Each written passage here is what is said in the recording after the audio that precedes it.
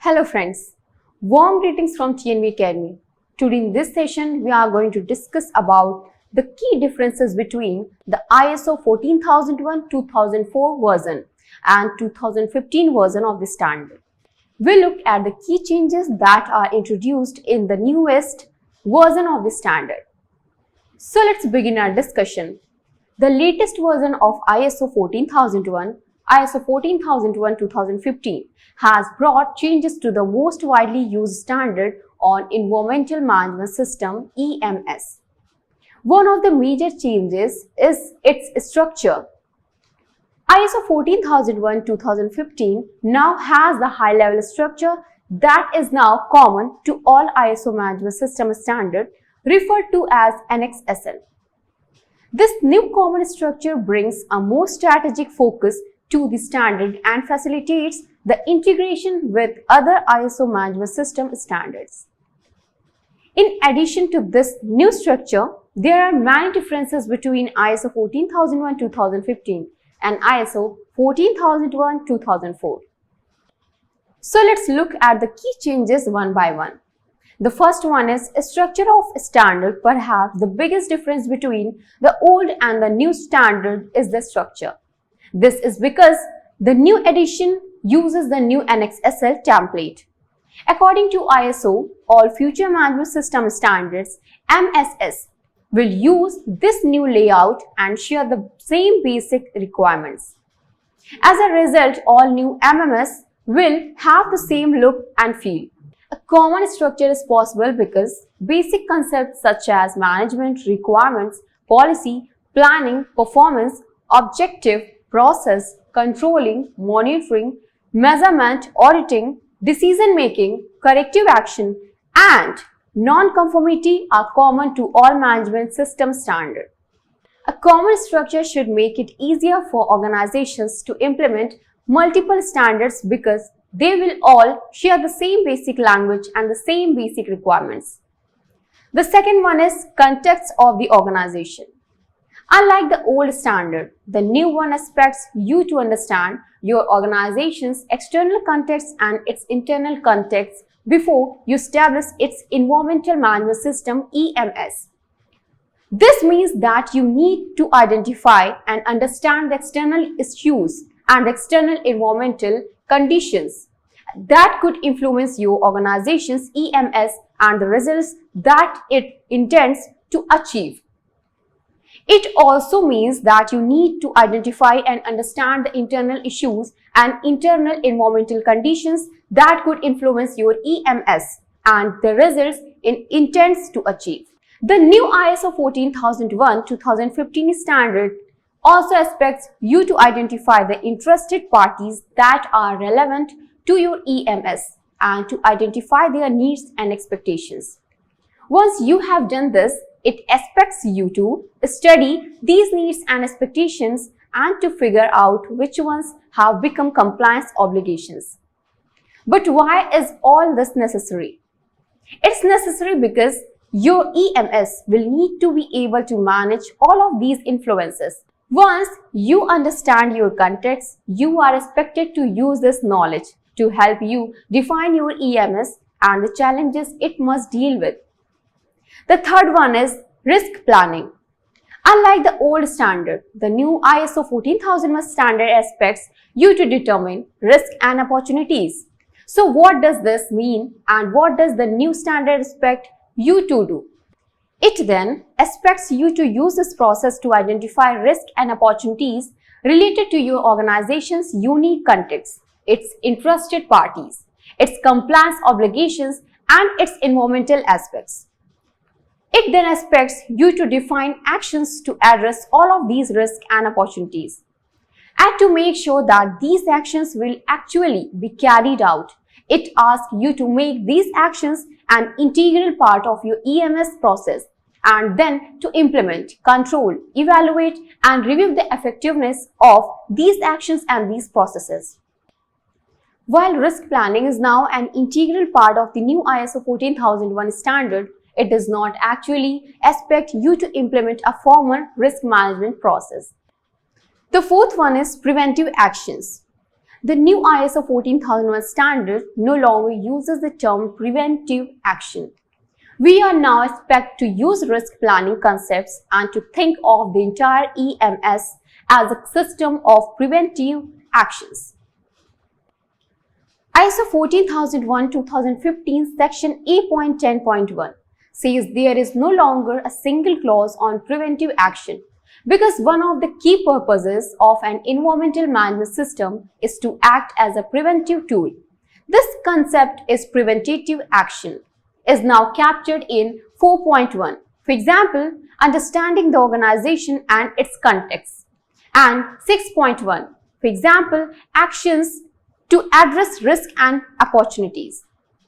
So according to the new standard, these two sets of requirements cover the old concepts of preventative action. Evidently, once we realize that the entire EMS can be used to manage risk and opportunities, we no longer need a separate clause on preventive action. It's redundant. The fifth one is documented information. The new ISO 14001-2015 standard has also eliminated the long-standing distinction between documents and records. Now they are both referred to as documented information. Why ISO chose to abandon two common sense concepts and replace them with one that is needlessly awkward and elastic is not entirely clear. According to ISO definition, the term documented information refers to information that must be controlled and maintained. So, whenever ISO 14001-2015 uses the term documented information, it implicitly expects you to control and maintain that information and its supporting medium. However, this isn't the whole story. An annex to the new ISO 14001-2015 standard 8.3 further says that this international standard now uses the phrase retain documented information as evidence of to mean records and maintain documented information to mean documentation other than records. So whenever the new ISO 14001 standard refers to documented information and it asks you to maintain this information, it is talking about what used to be referred to as documents. And whenever it asks you to retain this information, it is talking about what used to be called records. So sometimes documented information must be maintained and sometimes it must be retained contrary to what ISO official definition says. So while the official definition of the term documented information abandons the distinction between documents and records, through the uses of the words maintain and retain and because of what this means according to Annex A. The main body of the standard actually restores this distinction. In other words, while documents and records were officially kicked out the front door, they were actually allowed back in through the back door. The sixth one is procedures. The old ISO 14001 standard asks organizations to establish a wide range of procedures. These included an environmental aspects procedure, a legal requirements management procedure, an awareness procedure, a communications procedure, a documents procedure, an operational procedure, an emergency preparedness and response procedure, a monitoring and measurement procedure, a compliance evaluation procedure, a non-conformity management procedure, a record-keeping procedure, and an audit procedure. Now, only the procedure is left. The new ISO 14001-2015 standard asks you to establish an emergency preparedness and response procedure in section 8.2, and that's the only one, instead of asking you to write procedures. The new standard expects you to maintain and control a wide range of documents. For example, documented information. Since the new standard doesn't tell you what to call these documents and can call them procedures if you like.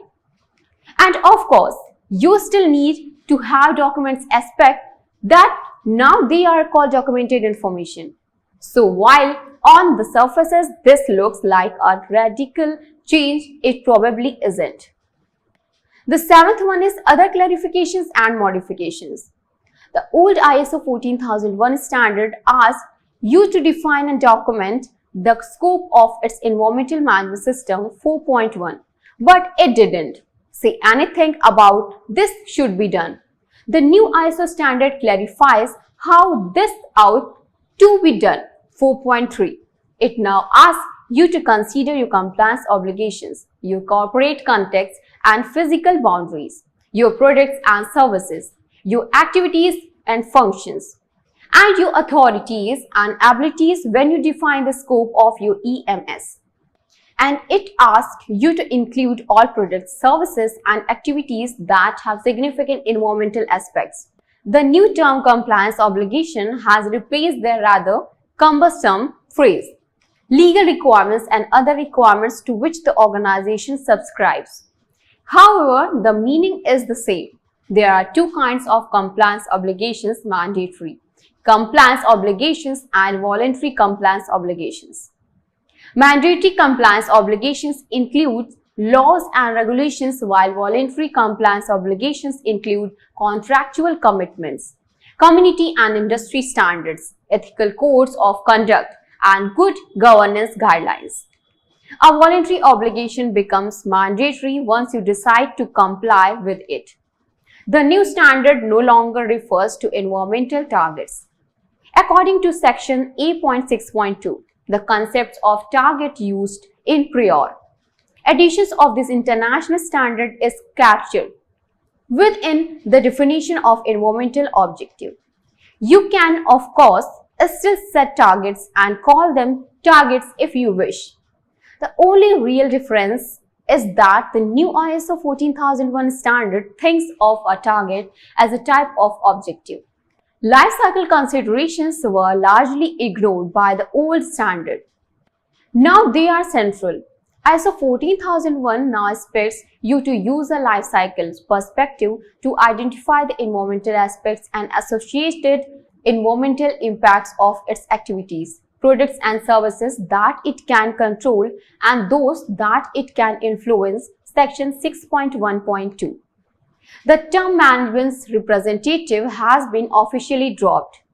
The management duties and responsibilities that were previously assigned to someone called a management representative may now be assigned either to one person to many. The management duties and responsibilities that were previously assigned to someone called a management representative may not be assigned either to one person or to many. Of course, you may continue to use this job little if you wish. So we have now come to the conclusion of this session. For all your queries and questions, you have the option to put them in the comment section of the video and we will definitely answering them. Till we meet next, is best wishes from TNV Academy. Thank you.